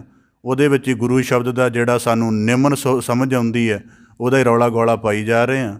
ਗੁਰੂ ਸ਼ਬਦ ਉਚਾਈ ਕੀ ਹੈ? ਜਿਸ ਕਥਾ ਨੂੰ ਸੁਣਦਿਆਂ ਤੁਹਾਨੂੰ ਆਪਣੇ ਮਨ, ਬੁੱਧ ਅਤੇ ਆਪਣੀ ਸੁਰਤ ਦੇ ਆਮ ਰੈਲਮ ਤੋਂ ਪਾਰ ਨਹੀਂ ਜਾਣਾ ਪੈਂਦਾ, ਸਮਝ ਲਓ ਕਥਾ ਦਾ ਵੱਡਾ ਡਿਸਕੋਰਸ ਨਹੀਂ ਹੈ। ਜਿਸ ਗੱਲ ਨੂੰ ਸੁਣਦਿਆਂ ਤੁਹਾਡੀ ਬੁੱਧੀ 'ਤੇ, ਮਨ 'ਤੇ, ਸਾਡੀ ਸੁਰਤ 'ਤੇ ਜ਼ੋਰ ਪਵੇ ਕਿ ਗੱਲ ਹੋ ਕੀ ਰਹੀ ਹੈ, ਸਮਝ ਲਓ ਉਹੀ ਕਥਾ ਜਿਹੜੀ ਕਿਸੇ ਉੱਚ ਮੰਡਲ ਦੀ ਗੱਲ ਵਾਲੀ ਹੋ ਰਹੀ ਹੈ। ਤਾਂ ਭਗਤ ਕਬੀਰ ਸਾਹਿਬ ਜੀ ਕਹਿੰਦੇ ਸੰਗਤ ਸਰੋਵਰਾਂ ਦਾ ਗੁਣ ਕਿਵੇਂ ਹੁੰਦੀ ਹੈ? ਉਹ ਸਭ ਤੋਂ ਪਹਿਲਾਂ ਹੈ ਕਿ ਮਨੁੱਖ ਦਾ ਕੁਐਸਚਨ ਹੈ ਕਿ ਮੇਰਾ ਸੱਚ ਕੀ ਹੈ। ਜਦੋਂ ਇਸ ਸੱਚ ਦੀ ਤਲਾਸ਼ ਕਰਦਾ ਹੈ ਫਿਰ ਉਹ ਗੁਰੂ ਹਜ਼ੂਰੀ ਵਿੱਚ ਆਉਂਦਾ ਹੈ। ਗੁਰੂ ਉਹਨੂੰ ਸ਼ਬਦ ਸਭ ਤੋਂ ਪਹਿਲਾਂ ਸੋਝੀ ਕਰਵਾਉਂਦਾ ਹੈ ਕਿ ਮਨੁੱਖ ਜਿਹੜੀ ਨਾਨਕ ਦੀ ਬਾਣੀ 'ਚ ਵਾਕ ਆਉਂਦੇ ਨੇ ਉਹ ਇਹ ਸਭ ਤੋਂ ਪਹਿਲਾਂ ਇਹਦਾ ਹੱਲ ਕਰਦੇ ਨੇ। ਇਹ ਸਰੀਰਾ ਮੇਰਿਆ ਹਰ ਤੁਮ ਹੈ ਜੋਤ ਰੱਖੀ। ਹੁਣ ਅਸੀਂ ਕਿੰਨੇ ਕਹਾਂ ਜ਼ਿਆਦਾ ਬਾਣੀ ਪੜ੍ਹਦੇ ਹਾਂ ਤਾਂ ਸਾਡੇ ਅੰਦਰ ਇੱਕ ਵੱਡਾ ਅਹਿਸਾਸ ਜਾਗਦਾ ਕਿ ਉਹ ਜੋਤ ਕੀ ਹੈ। ਹੁਣ ਉਦਾਹਰਨ ਦੇ ਤੌਰ 'ਤੇ ਆ ਇੱਕ ਬਲਬ ਦੇ ਵਿੱਚ ਰੌਸ਼ਨੀ ਜਗ ਰਹੀ ਹੈ, ਉਹ 15-20 ਫੁੱਟ ਤੱਕ ਰੌਸ਼ਨੀ ਕਰ ਰਹੀ ਹੈ ਜਾਂ ਵਧੇਕ ਤੱਕ ਕਰ ਰਹੀ ਹੈ। ਉਹਦਾ ਆਕਾਰ ਤਾਂ ਛੋਟਾ ਹੈ, ਪਰ ਆਕਾਰ ਛੋਟਾ ਹੈ, ਪਰ ਉਹਦਾ ਜਿਹੜਾ ਉਹਦਾ ਵਿਸਥਾਰ ਹੈ ਉਹ ਬਹੁਤ ਦੂਰ ਤੱਕ ਹੈ। ਇੰਝ ਜਿਹੜੀ ਜੋਤ ਸਰੂਪ ਸਾਡੇ ਅੰਦਰ ਉਤਰੀ ਹੈ, ਉਹਦਾ ਵਿਸਥਾਰ ਕੀ ਹੈ, ਇਸ ਗੱਲ ਨੂੰ ਬੁੱਝਣ ਵਾਲੇ ਬੰਦੇ ਹੀ ਸਤਸੰਗੀ ਹੁੰਦੇ ਹਨ। ਇਸ ਕਰਕੇ ਸਾਧ ਸੰਗਤ ਦਾ ਪਹਿਲਾ ਗੁਣ ਹੋ ਗਿਆ ਕਿ ਜਿੱਥੇ ਆ ਕੇ ਸਾਨੂੰ ਸਾਡੇ ਸਤ ਸਰੂਪ ਦੀ ਸਮਝ ਆਉਂਦੀ ਹੈ। ਬਾਕੀ ਸਾਡਾ ਜੀਵਨ ਬਿਨਸਨਹਾਰ ਹੈ, ਪਰ ਜੋ ਸਾਡਾ ਅਸਲ ਹੈ ਉਹਦੀ ਜਦੋਂ ਸਾਨੂੰ ਸਮਝ ਲੱਗ ਜਾਂਦੀ, ਉਹਦੇ ਵਿੱਚ ਅਸੀਂ ਅਭੇਦ ਹੋ ਜਾਂਦੇ। ਤਾਂ ਕਰਕੇ ਗੁਰਬਾਣੀ 'ਚ ਵਾਕ ਆਉਂਦਾ ਨਾ, ਜਦੋਂ ਭਗਤ ਸਾਹਿਬਾਨਾਂ ਨੇ ਕਿਹਾ ਕਿ ਨਾ ਅਸੀਂ ਜੰਮਦੇ ਹਾਂ ਨਾ ਅਸੀਂ ਮਰਦੇ ਹਾਂ, ਉਹਨਾਂ ਨੇ ਕਿਉਂ ਕਿਹਾ? ਇਹ ਉਹਨਾਂ ਦਾ ਅਨੁਭਵ ਸੀ ਕਿ ਜਿਹੜੀ ਜੰਮਦੀ ਮਰਦੀ ਦੇਹ ਹੈ, ਜਿਹੜਾ ਸਾਡਾ ਅਸਲ ਸਰੂਪ ਹੈ, ਉਹ ਕਿਸੇ ਜੰਮਣ ਮਰਨ ਦੇ ਵਿੱਚ ਨਹੀਂ ਆਉਂਦਾ। ਇਸ ਕਰਕੇ ਸਾਧ ਸੰਗਤ ਦੀ ਪਹਿਲਾ ਵੱਡਾ ਅਵਸਥਾ ਦਾ ਅਨੁਭਵ ਹੈ, ਜਿੱਥੇ ਜਾ ਕੇ ਮਨੁੱਖ ਨੂੰ ਸਤ ਸਰੂਪ ਦੀ ਸਮਝ ਆਵੇ। ਇਸ ਕਰਕੇ ਹੁਣ ਇਹਦੇ ਵਿਚਲੀ ਸਮੱਸਿਆ ਇੱਕ ਫੇਰ ਮਗਰ ਜਿਹੜੀ ਜੁੜਦੀ ਗੱਲ ਕਰਦੇ ਹਾਂ। ਅੱਜ ਅਸੀਂ ਸਾਧ ਸੰਗਤ ਦੇ ਵਿੱਚ ਆ ਕੇ ਨਾ ਆਪਣੇ ਸਰੀਰਕ ਦੁੱਖਾਂ ਦਾ ਨਿਵਾਰਨ ਦਾ ਬਹੁਤ ਯਤਨ ਕਰਦੇ ਹਾਂ। ਮੈਨੂੰ ਕਿਸੇ ਦਫਾ ਕਿਸੇ ਨੇ ਪੁੱਛਿਆ ਕਿ ਤੁਸੀਂ ਵੀ ਇਸ ਤਰ੍ਹਾਂ ਕਰਦੇ ਹੋ ਜਿਵੇਂ ਅਸੀਂ ਕਰਦੇ? ਮੈਂ ਕਿਹਾ ਜੀ ਨਹੀਂ। ਕਹਿਣ ਲੱਗਾ ਕਿਉਂ? ਮੈਂ ਕਿਹਾ ਸਾਨੂੰ ਗੁਰੂ ਨੇ ਸਤ ਸਰੂਪ ਦਾ ਅਭਿਆਸ ਸਿਖਾਇਆ ਹੈ। ਜੇ ਸਾਡਾ ਉਹ ਵੱਡਾ ਹੋ ਗਿਆ ਤਾਂ ਆਹ ਦੁੱਖ ਤਕਲੀਫਾਂ ਇਹਨਾਂ ਦੀ ਕੋਈ ਔਕਾਤ ਨਹੀਂ ਰਹਿ ਜਾਣੀ ਉਸ ਸਰੂਪ ਦੇ ਸਾਹਮਣੇ। ਜਦੋਂ ਗੁਰੂ ਸਾਹਿਬ ਦਾ ਕੋਈ ਸਿੱਖ ਸ਼ਹੀਦੀ ਦੇ ਰੈਲਮ 'ਚ ਉਤਰਦਾ ਹੈ ਅਤੇ ਉਹ ਦੱਸ ਰਿਹਾ ਕਿ ਮੈਂ ਸਤ ਸਰੂਪ ਨੂੰ ਮਾਣਿਆ ਹੈ, ਇਸ ਕਰਕੇ ਤੁਸੀਂ ਮੇਰੀ ਦੇਹ ਨਾਲ ਜਿੱਡਾ ਵੱਡਾ ਮਰਜ਼ੀ ਜ਼ਬਰ ਕਰ ਲਓ, ਮੇਰੀ ਦੇਹ ਦਾ ਕਸ਼ਟ ਉਸ ਸਤ ਸਰੂਪ ਦੇ ਸਾਹਮਣੇ ਕੋਈ ਅਰਥ ਹੀ ਨਹੀਂ ਰੱਖਦਾ। ਇਸ ਕਰਕੇ ਸਾਨੂੰ ਤਾਂ ਦੁੱਖਾਂ ਦੇ ਰੈਲਮ, ਧਰਤੀ ਦੀ ਕਾਲ ਦੇ ਰੈਲਮ ਵਿੱਚੋਂ ਕੱਢ ਕੇ ਅਤੇ ਸਾਨੂੰ ਮਾਲਕ ਨੇ ਆਕਾਸ਼ ਦਾ ਵਾਸੀ ਬਣਾਇਆ, ਪਰ ਅਸੀਂ ਕੀ ਹੈ ਕਿ ਅਸੀਂ ਦੇਹ ਦੇ ਦੁੱਖ ਨੂੰ ਹੀ ਗੁਰੂ ਦੇ ਸਾਹਮਣੇ ਪ੍ਰਮੁੱਖ ਰੱਖ ਕੇ ਅਤੇ ਕਹਿੰਦੇ ਹਾਂ ਸਾਡੀ ਅਰਦਾਸ ਇਹਦੇ 'ਚ ਹੀ ਭੁਗਤ ਜਾਵੇ। ਇਸ ਕਰਕੇ ਇਹ ਠੀਕ ਹੈ, ਸ਼ਰਧਾ ਦੇ ਨੁਕਤੇ ਤੋਂ ਮੈਂ ਇਹਦੇ 'ਤੇ ਬਹੁਤਾ ਨਹੀਂ ਕਹਿੰਦਾ, ਪਰ ਜਿਹੜਾ ਸਾਨੂੰ ਗੁਰੂ ਨੇ ਸਿਖਾਇਆ ਹੈ ਕਿ ਸਤ ਸਰੂਪ ਦੀ ਪਛਾਣ ਕਰ ਲੈ ਤੇਰਾ, ਕਿਉਂਕਿ ਦੇਹ ਦੇ ਨਾਲ ਤੂੰ ਕਾਲ ਵਿੱਚ ਆ ਗਿਆ ਹੈ ਅਤੇ ਕਾਲ ਦਾ ਛੱਲ ਤਾਂ ਹੀ ਟੁੱਟਣਾ ਹੈ ਜੇ ਤੂੰ ਆਪਣੀ ਆਤਮਾ ਦੀ ਜਿਹੜੀ ਪ੍ਰਵਾਜ ਹੈ, ਆਤਮਾ ਦਾ ਜਿਹੜਾ ਪੰਛੀ ਹੈ ਉਹਨੂੰ ਵੱਡਾ ਕਰ ਲਏਗਾ। ਹੁਣ ਪੰਛੀ ਧਰਤੀ 'ਤੇ ਹੋਵੇ ਅਤੇ ਤਾਂ ਹੀ ਉਹ ਜਿਹੜਾ ਸ਼ਿਕਾਰੀ ਉਹਨੂੰ ਪਕੜ ਸਕਦਾ ਹੈ। ਰੁੱਖ 'ਤੇ ਵੀ ਬੈਠਾ ਪੰਛੀ ਨਹੀਂ ਪਕੜਿਆ ਜਾਂਦਾ, ਅਤੇ ਜਿਹੜਾ ਹੈ ਹੀ ਆਕਾਸ਼ ਵਿੱਚ, ਕਦੀ ਕਿਸੇ ਨੇ ਇੱਲ ਪਕੜੀ ਦੇਖੀ ਹੈ? ਬਾਜ ਪਕੜਿਆ ਦੇਖਿਆ ਕਦੀ ਕਿਸੇ ਨੇ? ਇਸ ਕਰਕੇ ਜਦੋਂ ਅਸੀਂ ਦੇਹ ਧਾਰਨ ਕਰ ਲਈ, ਅਸੀਂ ਧਰਤੀ 'ਤੇ ਆ ਗਏ ਅਤੇ ਇੱਥੇ ਸਾਨੂੰ ਧਰਤੀ ਦਾ ਕਾਲ ਕੈਦ ਕਰੇਗਾ। ਉਹਦੇ ਸਾਰੇ ਰੈਲਮ ਨੇ, ਦੁੱਖ ਸੁੱਖ, ਪਾਪ ਪੁੰਨ, ਬਦੀ ਨੇਕੀ, ਇਹ ਸਾਰਾ ਕੁਝ ਉਹਦਾ ਹੀ ਹੈ। ਅਤੇ ਅਸੀਂ ਆਪਣੀ ਆਤਮਾ ਦੀ ਪ੍ਰਵਾਜ ਵੱਡੀ ਰੱਖ ਕੇ ਅਤੇ ਇਸ ਸਾਰੇ ਦੁੱਖ ਤੋਂ ਮੁਕਤ ਹੋਣਾ ਅਤੇ ਆਪਣੇ ਸਤ ਸਰੂਪ ਨਾਲ ਜੁੜੇ ਰਹਿਣਾ, ਇਹ ਸਾਧ ਸੰਗਤ ਦਾ ਪਹਿਲਾ ਗੁਣ। ਦੂਜਾ ਆਪਦੇ ਸਨਮੁਖ ਰੱਖਦਿਆਂ, ਜਦੋਂ ਅਸੀਂ ਇਸ ਸ੍ਰਿਸ਼ਟ ਵਿੱਚ ਆਉਂਦੇ ਹਾਂ, ਜਦੋਂ ਸਾਡੇ ਅੰਦਰ ਬੁੱਧੀ ਦੀ ਸੂਝ ਪੈਦਾ ਹੁੰਦੀ ਹੈ, ਸਮਝਣ ਦਾ ਥੋੜ੍ਹਾ ਤਾਣ ਪੈਦਾ ਹੁੰਦਾ ਹੈ, ਅਸੀਂ ਇਸ ਸ੍ਰਿਸ਼ਟੀ ਨੂੰ ਦੇਖਦੇ ਹਾਂ ਤਾਂ ਸਾਡੇ ਸਾਹਮਣੇ ਸਮੱਸਿਆ ਪੈਦਾ ਹੋ ਜਾਂਦੀ ਹੈ। ਮੈਂ ਗਿਆਨ ਨਾਲ ਜੁੜੀ ਸਮੱਸਿਆ ਕਹਿ ਰਿਹਾ, ਆਮ ਸਮੱਸਿਆ ਨਹੀਂ ਕਹਿ ਰਿਹਾ, ਥੋੜ੍ਹਾ ਧਿਆਨ ਰੱਖਣਾ। ਸਾਡੇ ਸਾਹਮਣੇ ਇੱਕ ਸਮੱਸਿਆ ਪੈਦਾ ਹੁੰਦੀ ਹੈ ਕਿ ਸਿਰਜਣਹਾਰ ਨੂੰ ਇੱਕ ਕਹਿੰਦੇ ਹਾਂ। ਅੱਜ ਜਿੰਨੇ ਮਨੁੱਖਾਂ ਦੀ ਸੂਰਤ ਦੇਖੀਏ, ਕਿਸੇ ਦਾ ਇੱਕ ਕੁਝ ਨਹੀਂ ਰਲਦਾ ਕਿਸੇ ਨਾਲ। ਇੰਨੇ ਰੂਪ ਨੇ, ਇੰਨੇ ਰੰਗ ਨੇ, ਇੰਨੇ ਆਕਾਰ ਨੇ, ਫਿਰ ਉਹ ਇੱਕ ਕਿਵੇਂ ਹੋ ਗਿਆ? ਕਿਸ ਮਤਲਬ ਕਿ ਇੱਕ ਅੱਧੀ ਤਾਂ ਰਚਨਾ ਰਲਣੀ ਚਾਹੀਦੀ, ਇੱਕ ਵੀ ਨਹੀਂ ਰਲਦੀ। ਫਿਰ ਜਿਹੜਾ ਸਾਧ ਸੰਗਤ ਹੈ, ਫਿਰ ਇਸ ਗੱਲ ਨੂੰ ਲੈ ਕੇ ਸਾਡੇ ਵਿੱਚ ਵਖਰੇਵੇਂ ਬਣਦੇ ਨੇ। ਅੱਜ ਜੇ ਕਿਤੇ ਵਰਲਡ ਦੇ ਕਿਤੇ 5 ਮਿੰਟ ਬੈਠ ਕੇ ਵਖਰੇਵੇਂ ਨੋਟ ਕੀਤੇ ਜਾਣ ਨਾ, ਤਾਂ ਹਾਇਰ ਸੁਸਾਇਟੀਆਂ ਦੇ ਵੀ ਤੁਹਾਨੂੰ ਵਖਰੇਵੇਂ ਮਿਲਣਗੇ। ਮੇਰਾ ਇੱਕ ਦੋਸਤ ਆਕਲੈਂਡ ਰਹਿੰਦਾ, ਉਹਦੇ ਨਾਲ ਮੈਂ ਇੱਕ ਦਫਾ ਗੱਲ ਕੀਤੀ। ਮੈਂ ਕਿਹਾ ਸਾਡੇ ਤਾਂ ਇੱਧਰ ਜਾਤ ਪਾਤ ਚੱਲਦੀ ਹੈ ਕਿਉਂਕਿ ਸੁਸਾਇਟੀ ਘੱਟ ਪੜ੍ਹੀ ਲਿਖੀ ਹੈ ਜਾਂ ਜਿਵੇਂ ਵੀ ਡਿਵੈਲਪਡ ਨਹੀਂ ਹੈ, ਤੁਹਾਡੇ ਇੱਧਰ ਕੀ ਹੈ? ਕਹਿੰਦਾ ਇਹਦੇ ਲੱਛਣ ਤੈਨੂੰ ਇੱਧਰ ਆ ਕੇ ਪਤਾ ਲੱਗਣਗੇ, ਇੰਝ ਕਹਿਣ ਨਾਲ ਤਾਂ ਕੁਝ ਨਹੀਂ ਸਮਝਾਇਆ ਜਾਣਾ। ਕਹਿੰਦਾ ਇੱਧਰ ਆ ਕੇ ਪਤਾ ਲੱਗੇਗਾ, ਕਹਿੰਦਾ ਕਿ ਜਿਹੜੀ ਉਹਨਾਂ ਦੇ ਰੰਗ ਦਾ ਗੋਰਾਪਣ ਹੈ, ਕਹਿੰਦਾ ਉਹੀ ਉਹਨਾਂ ਦੀ ਸਭ ਤੋਂ ਵੱਡੀ ਉੱਚਤਾ ਬਣੀ ਹੋਈ ਹੈ। ਉਸ ਤੋਂ ਘੱਟ ਵਾਲੇ ਨੂੰ ਦੇਖ ਲੈਂਦੇ ਹਨ, ਉਹ ਧਰਤੀ ਦਾ ਬੰਦਾ ਹੀ ਨਹੀਂ ਸਮਝਦੇ ਇਹਨੂੰ। ਇਸ ਤਰ੍ਹਾਂ ਦੀ ਵਖਰੇਵੇਂ ਦੀ ਭਾਵਨਾ ਚੱਲਦੀ ਹੈ ਵੱਡੀਆਂ ਸੁਸਾਇਟੀਆਂ ਵਿੱਚ ਵੀ। ਤਾਂ ਭਗਤ ਕਬੀਰ ਸਾਹਿਬ ਜੀ ਕਹਿੰਦੇ ਜਦੋਂ ਇਹ ਵਖਰੇਵਾਂ ਪੈਦਾ ਹੋਣਾ ਹੈ ਅਤੇ ਉਸ ਵਖਰੇਵੇਂ ਦੇ ਕੈਦ ਦੇ ਵਿੱਚ ਪੈ ਕੇ ਬੰਦੇ ਨੇ ਪਰਮੇਸ਼ਰ ਦੇ ਉੱਚ ਸਰੂਪ ਨੂੰ ਭੁੱਲ ਜਾਣਾ ਹੈ ਅਤੇ ਉਹਨੇ ਛੋਟੇ ਪੱਧਰ 'ਤੇ ਕੈਦ ਹੋ ਜਾਣਾ ਹੈ। ਇਸ ਕਰਕੇ ਜਿਹੜੀ ਸਾਧ ਸੰਗਤ ਹੈ, ਉਹਨੂੰ ਸਾਨੂੰ ਸਾਰਿਆਂ ਨੂੰ ਇੱਕ ਸਮਾਨ ਬਿਠਾ ਕੇ ਅਤੇ ਸਾਡੀ ਆਤਮਾ ਨੂੰ ਸੰਬੋਧਿਤ ਹੁੰਦੀ ਹੈ। ਇਸ ਕਰਕੇ ਜੋ ਅਸੀਂ ਕਥਾ ਦੁਆਰਾ ਬੋਲ ਰਹੇ ਹਾਂ ਜਾਂ ਸੁਣ ਰਹੇ ਹਾਂ, ਇਹ ਸਾਡੀ ਦੇਹ ਨੂੰ ਨਹੀਂ ਹੈ, ਇਹ ਸਾਡੇ ਜੀਵਨ ਦਾ ਜਿਹੜਾ ਅੰਦਰੂਨ ਹੈ ਉਹਨੂੰ ਸੰਬੋਧਨ ਹੋਇਆ ਵਾਕ ਹੈ ਕਿ ਅਸੀਂ ਆਪਣਾ ਅੰਤਰੀਵ ਕਿਵੇਂ ਸਵਾਰਨਾ ਹੈ। ਇਸ ਕਰਕੇ ਸਾਡਾ ਏਕਤਵ ਬਣਦਾ, ਜਿਹਨੂੰ ਵਨਨੈਸ ਕਹਿੰਦੇ ਅੰਗਰੇਜ਼ੀ ਵਿੱਚ। ਇਸ ਕਰਕੇ ਇੱਕ ਓਂਕਾਰ ਦਾ ਇੱਕ ਪੱਖ ਇਹ ਵੀ ਹੈ ਕਿ ਜਿਹੜਾ ਸਾਡੇ ਅੰਦਰ ਵਨਨੈਸ ਬਣਾਵੇ। ਅਸੀਂ ਤਾਂ ਰੰਗ ਰੂਪ ਜਾਤ ਮਜ਼ਹਬ ਧਰਮ ਭਾਸ਼ਾ ਖੇਤਰ ਦੇਸ਼ ਪਤਾ ਨਹੀਂ ਕਿੰਨੇ ਕੁ ਵਖਰੇਵੇਂ ਨੇ, ਅਤੇ ਜਿਹੜੀ ਸਾਧ ਸੰਗਤ ਹੈ ਉਹ ਸਾਡੇ ਸਾਰੇ ਵਖਰੇਵਿਆਂ ਨੂੰ ਉਹਦੀ ਛੋਟੀ ਸਮਝ ਦਾ ਮਹੱਤਵ ਸਮਝਾ ਕੇ ਅਤੇ ਸਾਨੂੰ ਆਤਮ ਦਾ ਸਰੂਪ ਦਿਖਾਉਂਦੀ ਹੈ ਕਿ ਆਤਮ ਰੂਪ 'ਤੇ ਅਸੀਂ ਸਾਰੇ ਇੱਕੋ ਜਿਹੇ ਹਾਂ। ਜਦੋਂ ਭਗਤ ਕਬੀਰ ਸਾਹਿਬ ਜੀ ਨੇ ਬ੍ਰਾਹਮਣ ਨੂੰ ਵੀ ਕਿਹਾ ਨਾ ਕਿ ਤੁਮ ਕਤ ਬ੍ਰਾਹਮਣ ਹਮ ਕਤ ਦੂਧ, ਹੈ ਨਾ, ਉਹਦੇ ਵਿੱਚ ਵੀ ਇਹੀ ਨੁਕਤਾ ਹੈ ਕਿ ਬ੍ਰਾਹਮਣ ਤੇਰਾ ਉੱਚ ਮੱਤ ਹੈ ਕਿ ਤੂੰ ਸਾਰਿਆਂ ਨੂੰ ਆਤਮਾ ਦਾ ਅਭਿਆਸ ਦੇਵੇਂ ਤਾਂ ਕਿ ਲੋਕਾਂ ਦੇ ਹੇਠਲੇ ਵਖਰੇਵੇਂ ਮਿਟ ਜਾਣ। ਅਤੇ ਇਸ ਕਰਕੇ ਪਰ ਤੂੰ ਉਹ ਦੇ ਨਹੀਂ ਰਿਹਾ। ਇਸ ਕਰਕੇ ਉਹ ਸ਼ਲੋਕ ਦੇ ਵੀ ਬਹੁਤ ਅਸੀਂ ਰੈਲਮ ਗਲਤ ਲੈਂਦੇ ਉਹਦਾ ਥੋੜ੍ਹਾ ਜਿਹਾ, ਜਿੰਨਾ ਕੁ ਮੈਂ ਸੁਣਿਆ ਹੋਇਆ। ਉਹ ਬਹੁਤ ਵੱਡੇ ਅਰਥਾਂ ਵਿੱਚ ਭਗਤ ਕਬੀਰ ਸਾਹਿਬ ਜੀ ਨੇ ਗੱਲ ਕਹੀ ਹੋਈ ਹੈ। ਤਾਂ ਭਗਤ ਕਬੀਰ ਸਾਹਿਬ ਜੀ ਕਹਿੰਦੇ ਸਾਧ ਸੰਗਤ ਦਾ ਦੂਜਾ ਗੁਣ ਹੈ ਜਿੱਥੇ ਆ ਕੇ ਸਾਡਾ ਏਕਤਵ ਬਣੇ। ਏਕਤਵ ਦਾ ਭਾਵ ਏਕ ਪਿਤਾ ਏਕ ਸਕੇ ਹਮ ਬਾਰਿਕ ਤੂੰ ਮੇਰਾ ਗੁਰ ਹਾਈ। ਕਿਉਂਕਿ ਜਿਹੜਾ ਸੋਸ਼ਲ ਹੈ, ਸੋਸ਼ਲ ਵੀ ਸਾਨੂੰ ਵਖਰੇਵੇਂ ਦਿੰਦਾ ਹੈ। ਸੋਸ਼ਲ ਕਹਿੰਦਾ ਜਿੰਨੇ ਤੈਨੂੰ ਜਨਮ ਦਿੱਤਾ, ਜਿੰਨੇ ਤੇਰੀ ਪਾਲਣਾ ਪੋਸ਼ਿਆ ਕੀਤੀ, ਉਹੀ ਤੇਰਾ ਮਾਂ ਪਿਓ ਹੈ। ਪਰ ਜਿਹੜਾ ਆਤਮਾ ਦਾ ਜੀਵਨ ਹੈ ਉਹ ਕਹਿੰਦਾ ਹੈ ਕਿ ਜਿਹਦੇ ਤੋਂ ਤੈਨੂੰ ਹਰ ਤਰ੍ਹਾਂ ਦੀ ਫੀਡਿੰਗ ਮਿਲਦੀ ਹੈ, ਇਮੋਸ਼ਨ ਦੀ ਫੀਡਿੰਗ ਮਿਲਦੀ ਹੈ, ਤੇਰੇ ਜੀਵਨ ਦੀ ਭੌਤਿਕ ਫੀਡਿੰਗ ਮਿਲਦੀ ਹੈ, ਉਹ ਸਾਰੇ ਤੇਰੇ ਸੰਬੰਧੀ ਹਨ। ਇਸ ਕਰਕੇ ਗੁਰਬਾਣੀ 'ਚ ਵੀ ਵਾਕ ਆਉਂਦੇ ਨੇ, ਸਭ ਕੋ ਮੀਤ ਹਮ ਆਪਨ ਕੀਨਾ। ਉਹਦਾ ਮਤਲਬ ਕੀ ਹੈ ਕਿ ਉਂਝ ਮੇਰਾ ਇਹਨਾਂ ਨਾਲ ਕੋਈ ਨਾਤਾ ਨਹੀਂ ਹੈ, ਸਾਰੇ ਵੱਖੋ ਵੱਖਰੇ ਨੇ, ਜਾਤ ਕੁਲ ਦਾ ਬੜਾ ਫਰਕ ਹੈ ਸਾਡੇ ਵਿੱਚ। ਪਰ ਜਦੋਂ ਮੈਂ ਉਸ ਪਰਮੇਸ਼ਰ ਨੂੰ ਮੰਨਿਆ ਅਤੇ ਮੈਂ ਪਰਮੇਸ਼ਰ ਨੂੰ ਕਿਹਾ ਕਿ ਮਾਲਕ ਮੈਂ ਇੱਕ ਕਿਵੇਂ ਰਹਾਂ, ਅਤੇ ਫਿਰ ਪਰਮੇਸ਼ਰ ਨੇ ਸੂਝ ਦਿੱਤੀ ਕਿ ਤੂੰ ਇਹਨਾਂ ਦੇ ਅੰਦਰ ਜਿਹੜਾ ਮੇਰਾ ਸਰੂਪ ਹੈ ਉਹਦੇ ਨਾਲ ਵਾਸਤਾ ਰੱਖ, ਇਹਨਾਂ ਦੇ ਜਿਹੜਾ ਬਾਹਰੀ ਜੀਵਨ ਬਣਿਆ ਉਹਦੇ ਨਾਲ ਵਾਸਤਾ ਨਾ ਰੱਖ, ਕਿਉਂਕਿ ਅਸਲ ਮੈਂ ਉੱਥੇ ਹੀ ਹਾਂ, ਬਾਕੀ ਤਾਂ ਸਾਰਾ ਬਣਿਆ ਹੋਇਆ ਜੀਵਨ ਹੈ। ਇਸ ਕਰਕੇ ਇਹਦੇ ਲਈ ਇੱਕ ਹੋਰ ਛੋਟਾ ਜਿਹਾ ਪ੍ਰਮਾਣ ਰੱਖਦਾ ਤਾਂ ਕਿ ਸਮਝ ਆ ਜਾਏ।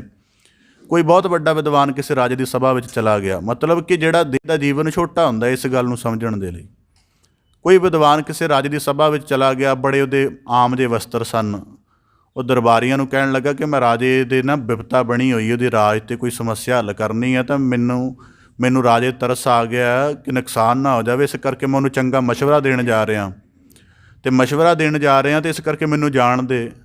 ਉਹ ਦਰਬਾਨ ਕਹਿਣ ਲੱਗੇ ਵੀ ਇੰਝ ਨਹੀਂ ਜਾ ਸਕਦਾ, ਤੂੰ ਵਿਦਵਾਨ ਤਾਂ ਲੱਗਦਾ ਨਹੀਂ, ਕੱਪੜੇ ਤੇਰੇ ਪਾਟੇ ਹੋਏ ਨੇ। ਉਹ ਕਹਿੰਦਾ ਜੀ ਨਹੀਂ, ਮੈਨੂੰ ਜਾਣ ਦਿਓ। ਉਹ ਕਹਿੰਦਾ ਜੀ ਨਹੀਂ, ਤੂੰ ਐਂ ਨਹੀਂ ਜਾ ਸਕਦਾ। ਉਹ ਫਿਰ ਵਿਦਵਾਨ ਸੀ, ਸਿਆਣਾ ਸੀ, ਉਹ ਬਾਜ਼ਾਰ ਵਿੱਚ ਗਿਆ, ਉਹਨੇ ਕਿਰਾਏ 'ਤੇ ਜਾਂ ਕਿਸੇ ਕਰਕੇ ਬਹੁਤ ਮਹਿੰਗੀ ਪੋਸ਼ਾਕ ਲਈ, ਮਹਿੰਗੀ ਪੋਸ਼ਾਕ ਧਾਰਨ ਕਰਕੇ ਰਾਜੇ ਕੋਲ ਚਲਾ ਗਿਆ। ਰਾਜੇ ਕੋਲ ਜਾ ਕੇ ਸਾਰੀ ਗਿਆਨ ਦੀ ਗੱਲ ਸਮਝਾ ਦਿੱਤੀ। ਰਾਜਾ ਬੜਾ ਖੁਸ਼ ਹੋਇਆ ਅਤੇ ਰਾਜੇ ਨੇ ਉਹਨੂੰ ਨਾ ਬੜਾ ਧਨ ਦਿੱਤਾ ਅਤੇ ਬੜੇ ਕੀਮਤੀ ਪਕਵਾਨ ਬਣਾ ਕੇ ਉਹਦੇ ਸਾਹਮਣੇ ਲਿਆ ਕੇ ਰੱਖੇ। ਉਹ ਵਿਦਵਾਨ ਨੇ ਉਹ ਜੋ ਪਕਵਾਨ ਸੀ ਉਹ ਚੁੱਕ ਕੇ ਅਤੇ ਉਹ ਆਪਣੇ ਬਸਤਰ ਨਾਲ ਲਾਈ ਜਾਵੇ, ਜਿਵੇਂ ਬੁਰਕੀ ਬਣਾ ਕੇ ਆਪਣੇ ਵਸਤਰ ਨਾਲ ਲਾਈ ਜਾਵੇ, ਸਬਜ਼ੀ ਵਗੈਰਾ ਜੋ ਵੀ। ਉਹ ਵਿਦਵਾਨ ਜਿਹੜਾ ਰਾਜਾ ਸੀ ਉਹ ਦੁਬਿਧਾ 'ਚ ਪੈ ਗਿਆ ਵੀ ਹੁਣੇ ਮੈਨੂੰ ਐਡੀ ਕਮਾਲ ਦੀ ਸਲਾਹ ਦਿੱਤੀ, ਮੇਰੀ ਸਮੱਸਿਆ ਮਿੰਟ 'ਚ ਹੱਲ ਕਰ ਦਿੱਤੀ, ਪਰ ਜਿਹੜੀ ਆਹ ਹਰਕਤ ਕਰ ਰਿਹਾ ਇਹ ਤਾਂ ਮੂਰਖਾਂ ਵਾਲੀ ਹੈ। ਪਰ ਉਹ ਸਿਆਣਾ ਸੀ। ਉਹਨੇ ਕਹਿਣ ਲੱਗਾ ਜੀ ਵੀ ਤੁਸੀਂ ਭੋਜਨ ਤੁਹਾਨੂੰ ਖਾਣ ਲਈ ਦਿੱਤਾ ਹੈ, ਵੱਡੇ ਕੀਮਤੀ ਪਕਵਾਨ, ਤੁਸੀਂ ਬਸਤਰਾਂ ਨੂੰ ਲਾ ਕੇ ਬਸਤਰ ਵੀ ਮੈਲੇ ਕਰੀ ਜਾ ਰਹੇ ਹੋ, ਲਵੇੜ ਰਹੇ ਹੋ, ਕੁਝ ਠੀਕ ਕਰੋ। ਉਹਨੇ ਬੜਾ ਕਮਾਲ ਦਾ ਜਵਾਬ ਦਿੱਤਾ। ਉਹ ਕਹਿੰਦਾ ਮੇਰੀ ਬੁੱਧੀ ਦੀ ਵੁਕਤ ਥੋੜ੍ਹਾ ਇੱਥੇ ਤਾਂ ਜਿਹੜੀ ਵਸਤਰਾਂ ਦੀ ਵੁਕਤ ਹੈ, ਇਸ ਕਰਕੇ ਇਹਨਾਂ ਵਿਚਾਰਿਆਂ ਨੇ ਇੱਥੋਂ ਤੱਕ ਆਉਣ ਦੇ ਲਈ ਮੇਰੀ ਮਦਦ ਕੀਤੀ ਹੈ, ਫਿਰ ਰੋਟੀ ਖਾਣ ਦਾ ਅਧਿਕਾਰ ਤਾਂ ਇਹਨਾਂ ਦਾ ਹੋਇਆ ਨਾ। ਭਾਵ ਕਿ ਉਹਨੇ ਦੱਸਿਆ ਕਿ ਤੇਰੇ ਦਰਬਾਨਾਂ ਨੇ ਮੇਰੀ ਆਮ ਹਾਲਤ ਦੇਖ ਕੇ ਮੈਨੂੰ ਆਉਣ ਹੀ ਨਹੀਂ ਦਿੱਤਾ। ਇਸ ਕਰਕੇ ਮੈਂ ਕਹਿ ਰਿਹਾ ਕਿ ਜਦੋਂ ਏਕਤਵ ਹੁੰਦਾ ਹੈ, ਇਹ ਗੱਲ ਦੱਸਣ ਦਾ ਭਾਵ ਇਹ ਹੈ ਕਿ ਜਦੋਂ ਏਕਤਵ ਹੁੰਦਾ ਹੈ, ਅਸੀਂ ਧਰਤੀ ਦੇ ਛੋਟੇ ਰੂਪਾਂ ਵਿੱਚ ਪੈ ਕੇ ਕਿਸੇ ਦੇ ਆਦਰਸ਼ ਨੂੰ ਨਹੀਂ ਛਟਿਆਉਂਦੇ। ਅਸੀਂ ਅੱਜ ਕਿੱਡੀ ਲੋਅਰ ਸੁਸਾਇਟੀ, ਉਂਝ ਅਸੀਂ ਪੜ੍ਹੇ ਲਿਖੇ ਕਹਿੰਦੇ ਹਾਂ, ਬਸਤਰਾਂ ਤੋਂ ਘੱਟ ਬੰਦਾ ਅੱਜ ਕੱਲ੍ਹ ਮੈਂ ਇੱਕ ਦੋ ਦਫਾ ਕਿਤੇ ਆਮ ਥੋੜ੍ਹੀ ਬਿਜੀ ਹੋਣ ਕਰਕੇ ਸਧਾਰਨ ਜੇ ਵਸਤਰਾਂ ਦੇ ਵਿੱਚ ਕਥਾ ਕਰਨ ਚਲੇ ਗਏ, ਉਹਨਾਂ ਮੰਨਿਆ ਹੀ ਨਹੀਂ ਇਸ ਗੱਲ ਨੂੰ ਵੀ ਤੁਸੀਂ ਕਥਾਵਾਚਕ ਹੋ ਜਾਂ ਤੁਸੀਂ ਗੱਲ ਕਰ ਸਕਦੇ ਹੋ। ਕਿੰਨੀਆਂ ਛੋਟੀਆਂ ਸਾਡੀ ਸੁਰਤ ਦੇ ਰੈਲਮ ਨੇ ਕਿ ਬਸਤਰ ਦੇ। ਇਸ ਕਰਕੇ ਅਸ਼ਟਾਵਾਕਰ ਨੇ ਰਾਜੇ ਜਨਕ ਨੂੰ ਕਹਿ ਦਿੱਤਾ ਸੀ ਕਿ ਤੇਰੇ ਦਰਬਾਰ ਦੇ ਵਿੱਚ ਸਾਰੇ ਚਾਮੜੀ ਬੈਠੇ ਹੋਏ ਨੇ, ਚੰਮ ਦੀ ਪ੍ਰਤੀਤ ਵਾਲੇ। ਇਸ ਕਰਕੇ ਏਕਤਵ ਦਾ ਗਿਆਨ ਹੈ ਕਿ ਸਾਡੇ ਜਿੰਨੇ ਧਰਤੀ ਨੇ ਵਖਰੇਵੇਂ ਪੈਦਾ ਕਰਨੇ ਨੇ, ਸੋਸ਼ਲ ਨੇ ਵਖਰੇਵੇਂ ਪੈਦਾ ਕਰਨੇ ਨੇ, ਜਿਹੜਾ ਇੱਥੋਂ ਦਾ ਬਣਿਆ ਹੋਇਆ ਧਰਤੀ ਦਾ ਨਿਜ਼ਾਮ ਹੈ ਉਹਨੇ ਜਿੰਨੇ ਵਖਰੇਵੇਂ ਪੈਦਾ ਕਰਨੇ ਨੇ, ਉਹਨਾਂ ਸਾਰਿਆਂ ਨੂੰ ਤੋੜ ਕੇ ਸਾਨੂੰ ਸਾਰਿਆਂ ਨੂੰ ਇੱਕ ਅਕਾਲ ਪੁਰਖ ਦੀ ਸੰਤਾਨ ਵਜੋਂ ਤਸੱਵਰ ਬਣਾਉਣਾ ਸਾਡੇ ਅਭਿਆਸ ਦਾ, ਸਾਡੀ ਬੁੱਧੀ ਦਾ, ਸਾਡੇ ਵਿਵਹਾਰ ਦਾ, ਇਹ ਕਰਮ ਸਾਧ ਸੰਗਤ ਕਰਦੀ ਹੈ। ਦੂਜਾ ਗੁਣ। ਤੀਜਾ ਗੁਣ ਹੈ ਕਿ ਧਰਤੀ 'ਤੇ ਹੁਣ ਤਾਂ ਚਲੋ ਐਜੂਕੇਸ਼ਨ ਪੈਦਾ ਹੋ ਗਈ, ਜਦੋਂ ਐਜੂਕੇਸ਼ਨ ਨਹੀਂ ਸੀ ਪੈਦਾ ਹੋਈ ਉਦੋਂ ਬੰਦੇ ਨੂੰ ਬੰਦਾ ਬਣਾਉਣ ਦਾ ਕਾਰਜ ਕੌਣ ਕਰਦਾ ਸੀ? ਉਦੋਂ ਬੰਦੇ ਨੂੰ ਬੰਦਾ ਬਣਾਉਣ ਦਾ ਕਾਰਜ ਉੱਤਮ ਪੁਰਖਾਂ ਦੀ ਸੰਗਤ ਕਰਦੀ ਸੀ। ਭਗਤ ਕਬੀਰ ਸਾਹਿਬ ਜੀ ਕਿਸੇ ਯੂਨੀਵਰਸਿਟੀ ਕਾਲਜ ਨਹੀਂ ਗਏ, ਪਰ ਉਹਨਾਂ ਨੇ ਕਿਹਾ ਹੋਇਆ ਕਿ ਮੈਂ ਗਿਆ ਵੀ ਹਾਂ। ਕਿੱਥੇ? ਸੰਤਨ ਸੰਗ ਕਬੀਰਾ ਬਿਗਰਿਓ, ਸੋ ਕਬੀਰ ਰਾਮੈ ਹੋਏ ਨਿਬਰਿਓ। ਹੁਣ ਕਈ ਦਫਾ ਸ਼ਬਦ ਦੀ ਜੇ ਗੱਲ ਚੱਲਦੀ ਹੈ ਤਾਂ ਜਦੋਂ ਮਨੁੱਖ ਗੁਰ ਹਜ਼ੂਰੀ ਵਿੱਚ ਆਉਂਦਾ ਹੈ, ਇਹ ਵੀ ਸਾਡਾ ਭੁਲੇਖਾ ਹੈ ਕਿ ਪੜ੍ਹਾਈ ਬੰਦੇ ਨੂੰ ਸਿਆਣਾ ਕਰਦੀ ਹੈ। ਇਹ ਵੀ ਇੱਕ ਖਾਸ ਕਿਸਮ ਦਾ ਭੁਲੇਖਾ ਹੈ। ਇਹ ਨਹੀਂ, ਮੈਂ ਆਪ ਦੇਖਿਆ ਹੋਇਆ ਆਪਣੇ ਨਿੱਜ ਦੇ ਵਿੱਚ। ਭਗਤ ਕਬੀਰ ਸਾਹਿਬ ਜੀ ਕਹਿੰਦੇ ਜਿੰਨਾ ਚਿਰ ਬੰਦੇ ਨੂੰ ਆਪਣੇ ਮਨ ਦੀ ਸਮਝ ਨਹੀਂ ਹੈ, ਜਿਸ ਆਪਣੇ ਮਨ ਦੀ ਸਮਝ ਨਹੀਂ ਹੈ, ਆਪਣੀ ਜਿਹੜੀਆਂ ਉਹਦੀਆਂ ਅਨਐਥੀਕਲ ਡਿਜ਼ਾਇਰ ਨੇ ਉਹਦੇ ਭਟਕਣ ਦੀ ਉਹਨੂੰ ਪੂਰੀ ਖਬਰ ਨਹੀਂ ਹੈ, ਅਤੇ ਜ਼ਿੰਦਗੀ ਦੇ ਵਿੱਚ ਉਹ ਛੋਟੇ ਛੋਟੇ ਸ਼ੈਲਾਂ ਦਾ ਗੁਲਾਮ ਕਿਵੇਂ ਹੈ, ਜਿੰਨਾ ਚਿਰ ਇਸ ਚੀਜ਼ ਦਾ ਉਹਨੂੰ ਅਹਿਸਾਸ ਨਹੀਂ ਹੈ, ਤੁਸੀਂ ਜਿੰਨਾ ਮਰਜ਼ੀ ਉਹਨੂੰ ਡਿਸਕੋਰਸ ਦੇ ਦਿਓ, ਉਹ ਸਿਆਣਾ ਨਹੀਂ ਹੋਣ ਲੱਗਾ।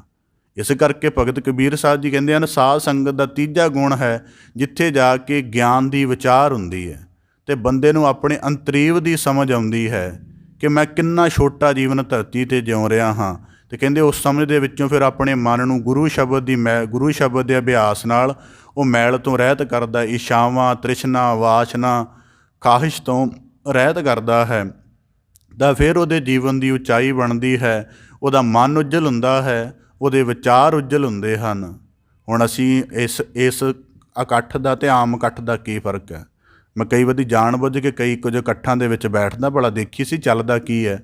ਉੱਥੇ ਉਹ ਕਈ ਵਾਰੀ ਥੋੜ੍ਹੇ ਅਦਬ ਦੇ ਵਿੱਚ ਕਹਿ ਦੇਣਗੇ ਬਾਬਾ ਜੀ ਤੁਸੀਂ ਕੋਈ ਗਿਆਨ ਦੀ ਗੱਲ ਸੁਣਾਓ, ਇੱਕ ਅੱਧੀ ਅਸੀਂ ਕਰ ਦਈਦੀ ਹੈ। ਉਹਦੀ ਲੜੀ ਬਣਾਉਣ ਦੀ ਬਜਾਏ 4 ਮਿੰਟ ਬਾਅਦ ਗੱਲ ਡਾਇਵਰਟ ਹੋ ਜਾਂਦੀ ਹੈ ਅਤੇ ਉਹ ਫਿਰ ਨਿੱਕੀਆਂ ਚਾਵਾਂ ਦੇ ਵਿੱਚ ਪੈ ਕੇ ਉਹ ਚੰਗਾ ਉਹ ਮਾੜਾ ਐਂ ਦੀ ਚਰਚਾ ਪੈ ਜਾਂਦੀ ਹੈ।